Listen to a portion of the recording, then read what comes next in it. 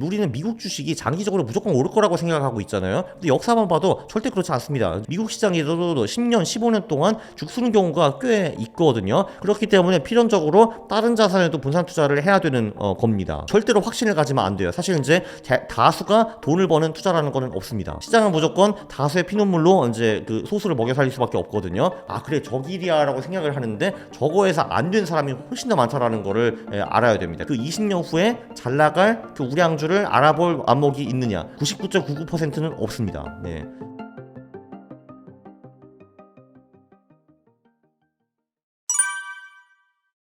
아 그거요. 이제 그 어머니는 이제 그 전통적인 한국인으로서 주로 이제 예금과 부동산으로 자산을 불려 오셨는데 그 이제 최근에 부동산 가격이 많이 올라가지고 월세 수익률이 아무래도 좀 좋지 않게 나오더라고요. 왜냐면 월세는 이제 거의 안 들었는데 이제 부동산 가격만 이제 올라가지고 월세 수익률이 2% 미만으로 떨어졌었어요. 네, 그 이제 소형 아파트 쪽으로 이제 하셨는데. 그러니까 이제 더 이상 수익률이 안 나온다고 보시고 금융투자도 배워야겠다 해서 저한테 부탁을 했고 저는 그거를 이제 가르치면서 책을 쓸 기회를 포착한 겁니다. 되게 간단한 건데 그래서 저는 이제 퀀트라는 단어를 굉장히 싫어합니다. 왜냐면은 일단 그거 딱 들으면 사람들이 도망갈 그 이미지잖아요. 그러니까 예를 들면 이제 뭐 예를 들면 개똥 투자 이렇게 하면은 이제 그 개똥 투자가 뭔지도 몰라 사람들이 혐오감을 느끼잖아요. 근데 똑같은 것 같습니다. 이 퀀트라는 거 혐오감을 부르셔서 저는 싫어하는데 그거보다는 레시피 투자 이런 게 어떨까 저는 생각을 합니다. 왜냐면은 예를 들면 제가 식당을 차려야 되는데 요리를 전혀 못한다 하면 내가 성공을 할 수 있을까? 성공할 수 있습니다. 간단합니다. 그냥 그 호텔에서 그 이제 주방장 굉장히 그 훌륭한 주방장을 일당 100만 원 정도 드리고 같이 이제 맛집 투어를 하면 됩니다. 그분은 프로기 때문에 먹으면 대충 이제 나오거든요 레시피가. 그러면 그리고 그 레시피가 좀 간단해야 되는 겁니다. 이제 정말 어려우면 안 되고 이제 일반인이 할 수 있는 정도의 레시피 이제 이러면 파스타 뭐 이런 게 좋겠죠. 그럼 그거를 가지고 그 맛집 집에서 좀 먼 곳에 식당을 차려가지고 블로거들한테 메일 보내가지고 오게 하고 마케팅하고 인스타 찍기 중에 가구 넣고 하면 성공할 수 있습니다. 제가 요리를 하나도 못해도요. 근데 결국 결론은 뭐냐? 일단 그래도 그 레시피가 근본이 되겠죠. 왜냐면 이게 맛있어야지 뭐 가구가 좋든 깨끗하든 사람들이 올 거 아니에요. 근데 그래서 결론적으로 레시피가 좋으면은 요리가 못하는 사람도 누구 시켜가지고 그러니까 요리를 해먹을 수 있는데 투자도 그게 똑같이 가능합니다. 투자는 또 요리에 대비 또 장점이 이제 뭐냐 하면은 레시피를 딱 짜놓으면은 이 레시피를 가지고 내가 과거에 투자했으면은 얼마를 벌었을까 그거를 시뮬레이션 하는 것이 가능합니다. 왜냐면 룰이 딱 나와 있으니까요. 그럼 내가 과거에 이 A와 B에 충족하는 주식을 샀다. 얼마 벌었냐? 그게 나오는 거죠. 이 레시피가 검증되었다고 봐야죠. 이 레시피를 파니까 사람들이 우르르 몰려오니까. 예, 아무래도 그냥 이제 아무것도 모르는 상태에서 내가 투자 레시피를 만들어내라 하는 건 굉장히 좀 어렵겠죠. 예, 근데 다행히도 뭐 저도 그렇고 그런 레시피를 다 만들어가지고 공개하는 사람들이 굉장히 많습니다. 뭐 요리 유튜버들도 많을 거 아니에요, 사실 근데 뭐 생자 무식이한테 된장찌개 끓이는 거 가르쳐준다 하면 이제 이게 할 거 아니에요, 근데 그리고 아마 거의 하는 식으로 똑같이 하면은 아마 된장찌개가 그럭저럭 아마 나올 건데 그건 저도 마찬가지입니다. 저도 이제 유튜브나 책을 통해서 레시피를 이제 공개하고 있고 그냥 그거를 그대로 따라하는 방법도 이제 있고요. 따라하다 보면은 이럴 수가 있죠. 근데 여기 소금 좀 더 넣어도 되는 거 아니야? 하면 이제 본인만의 레시피를 개발할 수도 있고 그런 거를 개발을 돕기 위해서 이제 소프트웨어도 굉장히 많이 나와 있는 상태입니다.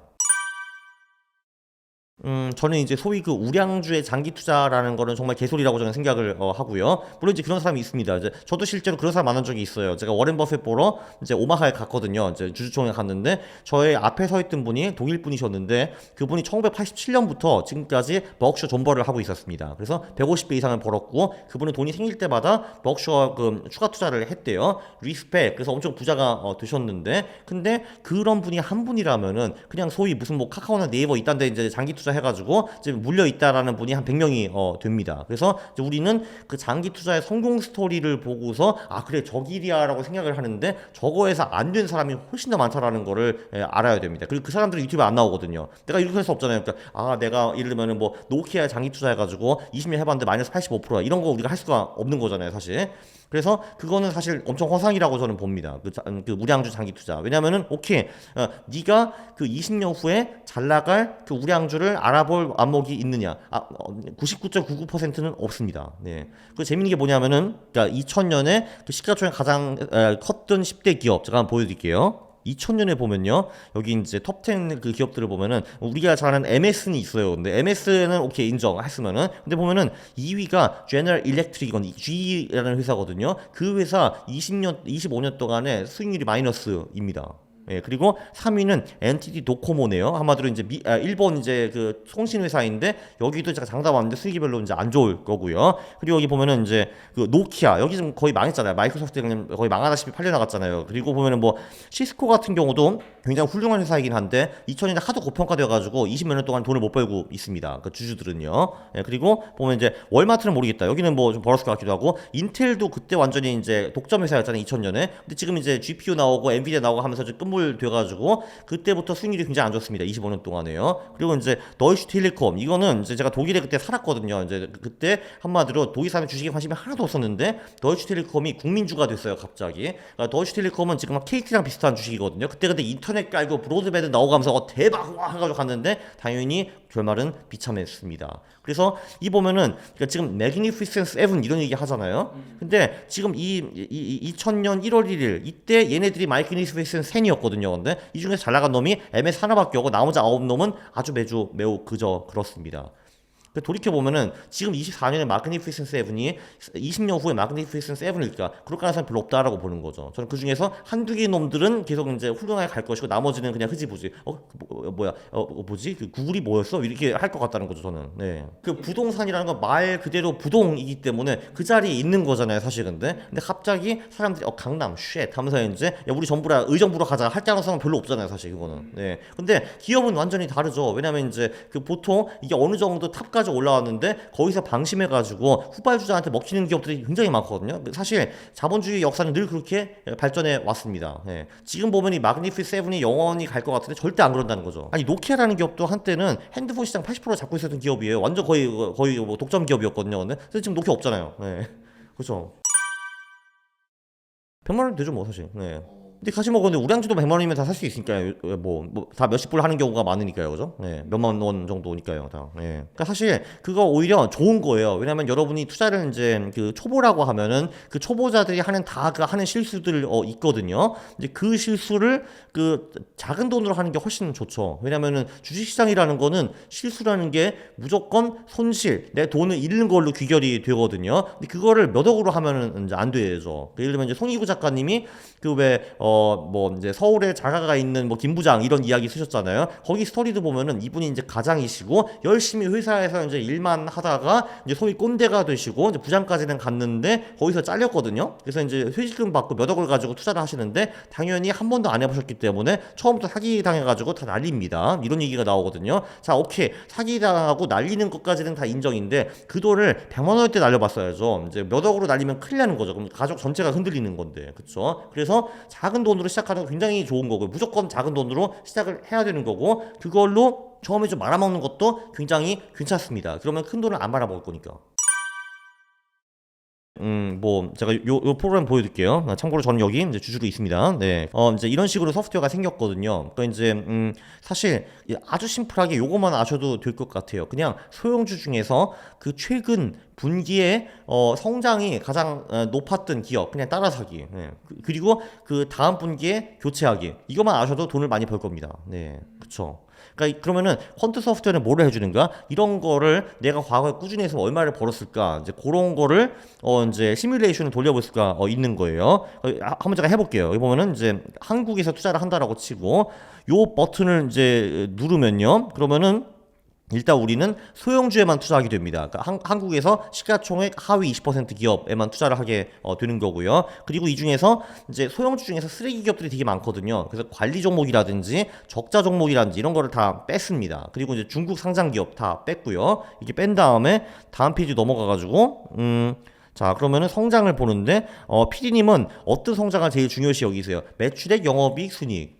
저는 그래도 매출이 중요하지 않을까? 아 그래요? 그러면 이제 이렇게 할 수가 있죠. 그러면은 그냥 아주 단순하게 그러니까 그 소형주에서 적자 기업 뺐고 관리 종목 뺐잖아요. 그럼 이런 기업들 중에서 매출 성장률, 그러니까 이번 분기의 매출 성장률이 전년 동기 대비 가장 많이 오른 기업들에 투자를 했다는 거 가정을 해볼게요. 그럼 20년 동안 얼마나 벌 수 있었는가? 이제 그런 거를 한번 이제 돌려볼 수가 있는 거죠.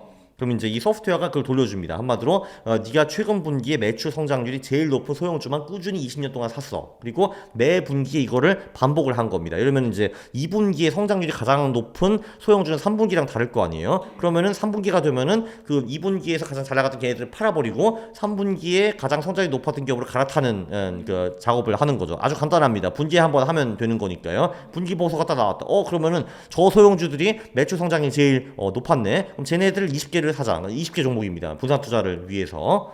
그러면은 조금 전에 이제 그 PD님 말씀하신 대로 이제 매출 성장이 높은 친구들을 소형주로 투자하니까 연봉리 수익이 50.5%로 나왔습니다.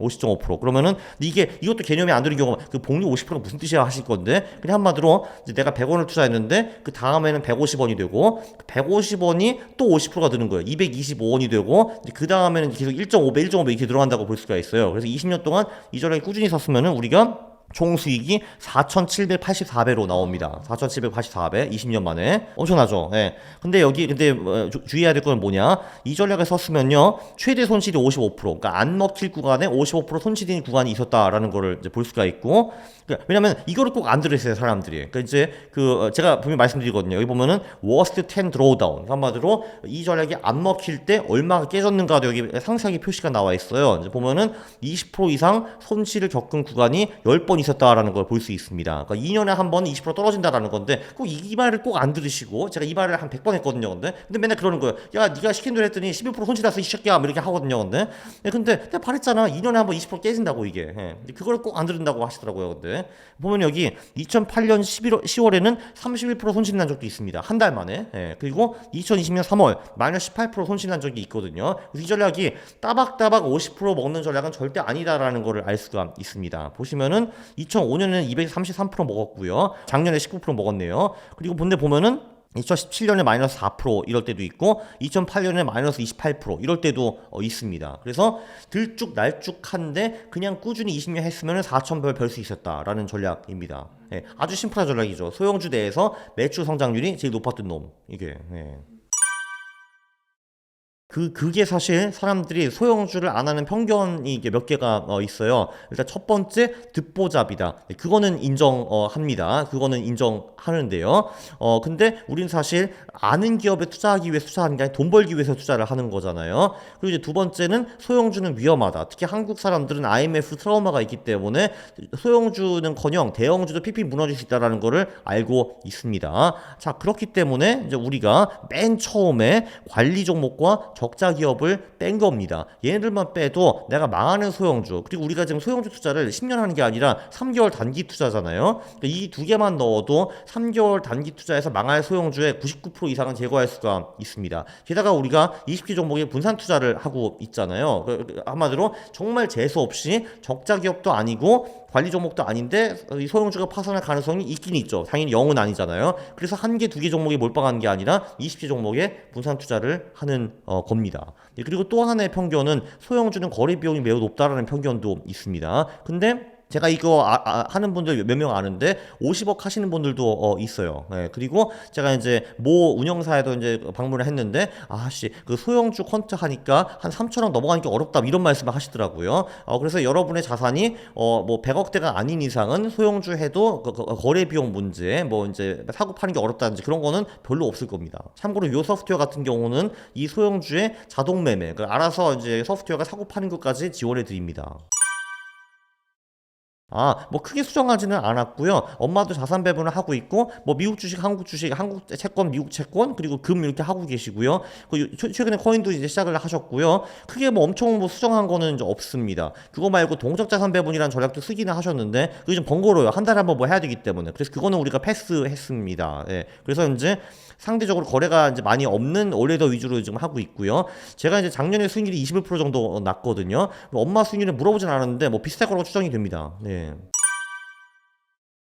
왜냐면 아주 심플한 게 주식시장이 이제 수익이 안 좋을 경우가 굉장히 많다라는 거죠. 1부인가 2부에서도 언급을 했는데 사실 우리는 미국 주식이 장기적으로 무조건 오를 거라고 생각하고 있잖아요. 근데 역사만 봐도 절대 그렇지 않습니다. 이제 그러니까 최근 100년만 봐도 한 1929년에 고점 찍고 그거 다시 회복하는데 25년 걸렸고요. 1954년까지 66년 고점도 다시 회복하는데 15년 이상 걸렸고 그리고 최근에도 2000년에 고점 찍고 한 2000 2011년인가 12년인가 그때까지 고점 회복했습니다. 그래서 이게 미국 시장에서도 10년, 15년 동안 죽 쓰는 경우가 꽤 있거든요. 그 저는 개인적으로 아마 미래에는 미국 주식이 안 좋을 거라고 저는 보는 사람이에요. 지금 고평가되어 있기 때문에.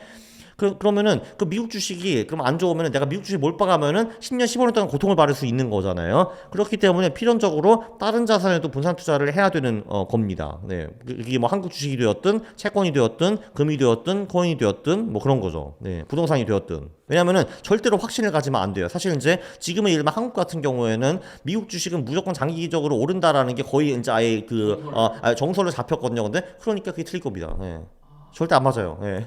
아쉽지만 왜냐면은 다수가 돈을 버는 투자라는 거는 없습니다. 네. 시장은 무조건 다수의 피눈물로 이제 그 소수를 먹여 살릴 수밖에 없거든요. 그래서 절대로 미국 시장이 그러니까 10년, 20년 동안에 이렇게 우상향하는 거 한마디로 이제 우리가 상상하는 2009년부터 2021년까지 그 흐름은 오지 않습니다. 절대 안 와요. 네. 기본적으로 장기 투자를 할 때는 주식은 볼 게 딱 하나밖에 없습니다. 밸류에이션. 네. 그 밸류에이션은 퍼나 PBR 이런 거를 이제 말하는 거죠. 참고로 지금 미국은 역대 두 번째로 높습니다. 두 번째가 세 번째로 높거든요. 그리고 이미 그 밸류에이션이 이 정도면은 미래 10년의 수익이 어느 정도일 것이라는 모델이 다 있고 그 모델들이 꽤 정확합니다. 그래서 지금 10년 미국 투자의 장기 수익률이 2% 정도예요. 근데 그러면 있죠. 야, 일부에서도 24년에 미국 주식 좋지 않았냐라고 했거든요. 근데 그거는 그겁니다. 한마디로 이제 단기적으로는 저 미국 주식을 좋게 보지만 장기적으로는 안 좋게 보고 있다라는 거죠. 네. 그러니까 한마디로 10년의 미국 주식의 수익률은 예상보다 못하다라는 게 제 의견입니다. 네. 그건 아마 맞을 겁니다. 네. 있죠. 예, 근데 문제는 그 7놈 중에 어떤 놈인지 우리가 알기가 매우 어렵다라는 거죠. 왜냐하면 제가 조금 전에 이거 보여드렸죠. 그러니까 그 2000년 세계 그 시가총액 톱 10을 제가 보여드렸잖아요. 자, 그럼 이 10개 중에서 마이크로소프트만 잘 나가고 나머지 9개는 매우 그저 그랬는데 우리가 이렇게 7개 중에서 그 잘 나가는 한두 놈을 뽑을 수 있는가? 이런 게 이제 문제가 되는 거죠. 예, 어떤 근거로? 예. 왜냐면은 장이 좋으면은 모든 게 다 올라가기 때문에 예, 그쵸. 아니면은 알죠. 알기 쉽게 주가지수 ETF를 사가지고 그냥 그냥 똑같이 먹을 수 있고요. 예.